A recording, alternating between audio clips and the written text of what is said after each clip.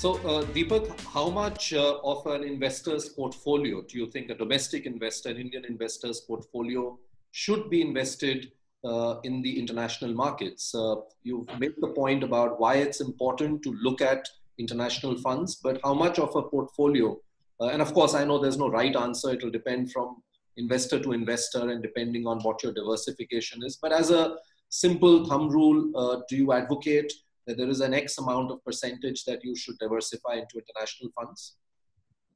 Yes, so we have at the Capitalmind Wealth PMS that we actually have an allocation to international funds and a Nasdaq 100 ETF, if you may, and that has gone up to 33% to 35% of portfolios. We've got another portfolio where we've got about 10% in international stocks. So the idea here is it can vary over time. It can vary over investor to investor as well. Some investors may actually want it, some investors may not. But I feel there is a tremendous amount of, you have to do a little bit of research for what applies to you.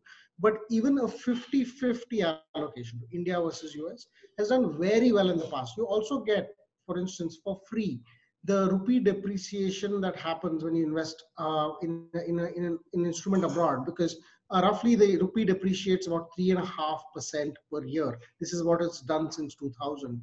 3.5% per year doesn't happen every year. It's bunched up, right? So you get 4 years of nothing and then 1 year of 15%. So if you're there for the longer term, you're likely to make one of these bumps in rupee depreciation, and that will add to the return. So if the US market goes up 10% and you get 3% rupee depreciation, that's 13% for you that you've got in a certain time frame. So apart from that, we've back tested going back all the way to say 2002 or even 2000.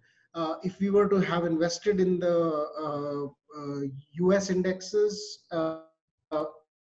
and correspondingly converted to rupee at the appropriate exchange rate of those times, and even did an SIP, a combination of 1/3 US, 2/3 India, or even 50% US, 50% India, would have beaten most Indian mutual funds, would have beaten the index itself in India, and perhaps a lot of active managers as well. So this is a very interesting phenomenon, and most of this has started to come after 2000, maybe 2010, 2011 is when the Nasdaq really started outperforming. The US markets really started moving up. So you got a lot of the outperformance in the last decade, if you may.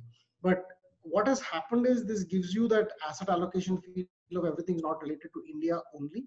And we also get the fact that you have enough of an allocation. That's not a 1%, 2% kind of allocation where you can just feel good. Even if it doubles, it's only another 2% of your portfolio.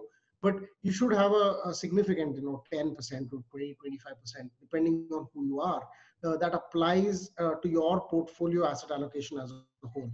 And I say this as a better alternative to trying to do things like investing in gold and doing sector or thematic specific funds, because this is a much better way to diversify than those, even if you look at the back test in the past. Mutual fund investments are subject to market risks. Read all scheme-related documents carefully.